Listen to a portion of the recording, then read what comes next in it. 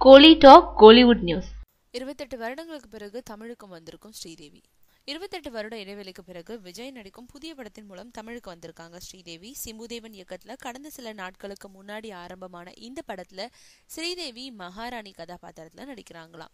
மிகுந்த பொருட்செலவுல உருவாகும் இந்த படத்தோட கதையை கேட்டதுமே ஸ்ரீதேவி நடிக்க சம்மதிச்சிட்டாங்கன்னு சொல்றாங்க.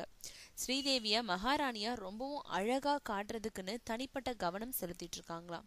ஸ்ரீதேவியோட ஆடை அலங்கார வடிவமைப்ப பிரபல நிபுணரான மனிஷ் மல்ஹோத்ரா செய்யறாரு. எந்திரன் படத்துக்கு அப்புறம் தமிழ்ல அவர் ஒர்க் பண்ணும் படம் இதுதான். ஃபேண்டசி கதையான இந்த படத்துல ஸ்ரீதேவி விஜய்க்கு அம்மாவா நடிக்கிறாருனோ ஹன்சிகாவுக்கு அம்மாவா நடிக்கிறாருனோ இருவேறு தகவல்கள் உலா வந்துகிட்டு இருக்கு. எப்படி இருந்தாலும் ஸ்ரீதேவி நடிக்கும் அம்மா கதாபாத்திரத்துக்கே அள்ளி அள்ளி செலவு செய்யறாங்கன்னு சொல்லிட்டு இருக்காங்க.